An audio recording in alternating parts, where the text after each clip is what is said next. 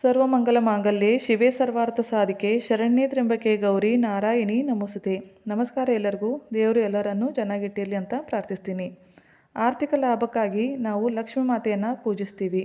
ಆದರೆ ಈ ರೀತಿ ಕೇವಲ ನಮ್ಮ ಸ್ವಾರ್ಥಕ್ಕಾಗಿ ನಾವು ಲಕ್ಷ್ಮೀ ಮಾತೆಯನ್ನು ಪೂಜಿಸಿದರೆ ಲಕ್ಷ್ಮೀ ಮಾತೆ ಪ್ರಸನ್ನಳಾಗ್ತಾಳ? ಖಂಡಿತವಾಗಿಯೂ ಆಗೋದಿಲ್ಲ. ಮಸ್ತಕದಲ್ಲಿ ನಮ್ಮ ಸ್ವಾರ್ಥ ಚಿಂತನೆಯನ್ನು ಇಟ್ಕೊಂಡು ಮನಸ್ಸಿನಲ್ಲಿ ಭಾವ ಇಲ್ಲದೆ ಪೂಜೆ ಮಾಡಿದರೆ ಕೇವಲ ದೇವಿ ಮಾತ್ರ ಅಲ್ಲ, ಯಾವುದೇ ದೇವರು ಕೂಡ ಕರಗೋದಿಲ್ಲ. ಅದರಲ್ಲೂ ಲಕ್ಷ್ಮೀ ಮಾತೆಯನ್ನು ನಾವು ಪೂಜೆ ಮಾಡಿ ವಿಷ್ಣು ದೇವರನ್ನು ಮರೆತರೆ ಆ ಮನೆಯಲ್ಲಿ ದೇವಿ ಸ್ಥಿರವಾಗಿ ಇರೋದಿಲ್ಲ. ಆ ಜಗನ್ಮಾತೆ ತನ್ನ ಪತಿದೇವರ ಪಾದ ಸೇವೆಯನ್ನು ಮಾಡ್ತಾರೆ. ಹಾಗಂದಮೇಲೆ ಪತಿ ಇಲ್ಲದ ಜಾಗದಲ್ಲಿ ದೇವಿ ಹೇಗಿರ್ತಾಳೆ ಹೇಳಿ? ಅದಕ್ಕಾಗಿ ನಾವು ಮೊದಲು ಶ್ರೀ ವಿಷ್ಣು ದೇವರ ಪೂಜೆಯನ್ನು ಮಾಡಬೇಕು. ದೇವರ ಮನೆಯಲ್ಲಿ ಶ್ರೀ ಲಕ್ಷ್ಮೀನಾರಾಯಣರ ಫೋಟೋ ಅಥವಾ ಮೂರ್ತಿಯನ್ನು ಇಡಬೇಕು. ಈಗ ನಿಮಗೂ ತಿಳಿದಿರಬಹುದು, ನಾವು ಕೇವಲ ಲಕ್ಷ್ಮೀ ಮಾತೆಯ ಪೂಜೆ ಮಾಡಬೇಕಾ ಅಥವಾ ವಿಷ್ಣುಮಯ ಲಕ್ಷ್ಮಿಯ ಪೂಜೆಯನ್ನು ಮಾಡಬೇಕಾ ಅಂತ. ಖಂಡಿತವಾಗಿಯೂ ವಿಷ್ಣುಮಯ ಲಕ್ಷ್ಮಿಯ ಪೂಜೆಯನ್ನೇ ಮಾಡಬೇಕು. ಈ ವರ ಮಹಾದೇವನಿಂದ ಶ್ರೀ ಲಕ್ಷ್ಮೀ ದೇವಿಗೆ ದೊರೆತಿದೆ. ಶ್ರೀ ವಿಷ್ಣು ದೇವರು ಧ್ಯಾನದಲ್ಲಿ ಕುಳಿತಿರುವಾಗ ಲಕ್ಷ್ಮೀ ಮಾತೆಗೆ ಗೊತ್ತಾಯಿತು, ಶ್ರೀಹರಿಯ ಹೃದಯದಲ್ಲಿ ನನಗಿಂತ ಹೆಚ್ಚಿನ ಪ್ರೀತಿ ಶಿವನ ಮೇಲೆ ಇದೆ ಅಂತ.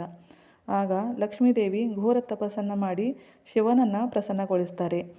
ಆಗ ದೇವಿ ಶಿವನಿಗೆ ಕೇಳ್ತಾರೆ, ನನ್ನ ಪತಿಯ ಹೃದಯದಲ್ಲಿ ನನಗಿಂತ ಪ್ರೇಮ ಭಕ್ತಿ ನಿಮ್ಮ ಮೇಲಿದೆ, ಹಾಗಾದರೆ ನನ್ನ ಜಾಗ ಎಲ್ಲಿದೆ ಅಂತ.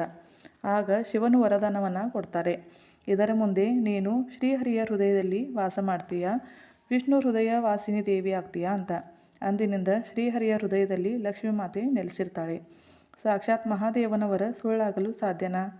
ಅದಕ್ಕಾಗಿ ನಾವು ಯಾವತ್ತೂ ಶ್ರೀ ಲಕ್ಷ್ಮೀ ಮಾತೆಯನ್ನು ಶ್ರೀ ನಾರಾಯಣರ ಜೊತೆನೇ ಪೂಜಿಸಬೇಕು.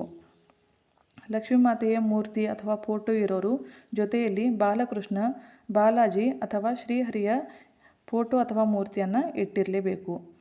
ಈಗ 30 ಜನವರಿಯಿಂದ ಗುಪ್ತ ನವರಾತ್ರಿ ಪ್ರಾರಂಭವಾಗ್ತಾ ಇದೆ. ಗುಪ್ತ ನವರಾತ್ರಿಯಲ್ಲಿ 9 ದಿನ ದೇವಿ ಶಕ್ತಿಯ ಆರಾಧನೆಯನ್ನು ಮಾಡಬೇಕು.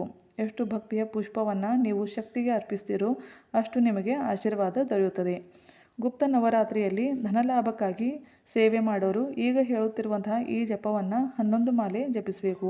ಅಂದರೆ ಪ್ರತಿದಿನ 11 ಮಾಲೆಯನ್ನು ಜಪಿಸಲೇಬೇಕು.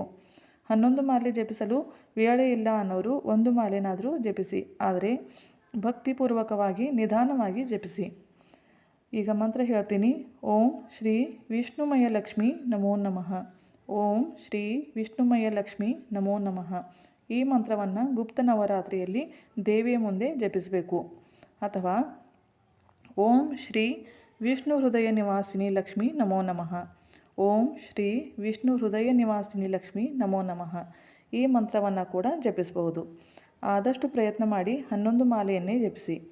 ಗುಪ್ತ ನವರಾತ್ರಿಯಲ್ಲಿ ಶಕ್ತಿಯ ಈ ಆರಾಧನೆಯಿಂದ ನಿಮ್ಮ ಮನೆಯಲ್ಲಿ ಧನದ ಭಂಡಾರ ತುಂಬುತ್ತದೆ. ದೇವಿಯ ಆರಾಧನೆಯಲ್ಲಿ ಅಥವಾ ಯಾವುದೇ ದೇವರ ಆರಾಧನೆಯಲ್ಲಿ ನಾವು ಏನನ್ನೂ ಖರ್ಚು ಮಾಡುವಂಥ ಅವಶ್ಯಕತೆ ಇರೋದಿಲ್ಲ. ಅಲ್ಲಿ ನಮ್ಮ ಭಕ್ತಿಯನ್ನು ಮಾತ್ರ ಸಮರ್ಪಿಸಬೇಕು. ನಮ್ಮ ಸಂಸಾರದ ಸುಖಕ್ಕಾಗಿ ಇಷ್ಟು ನಾವು ಮಾಡಲೇಬೇಕು. ಎಲ್ಲರೂ ಕೂಡ ಗುಪ್ತ ನವರಾತ್ರಿಯಲ್ಲಿ ಈ ಮಂತ್ರ ಸೇವೆಯನ್ನು ಮಾಡಿ ಶಕ್ತಿಯ ಕೃಪೆಯನ್ನು ಪಡೆಯಿರಿ. ಶುಭವಾಗಲಿ. ಬೈ. Take care.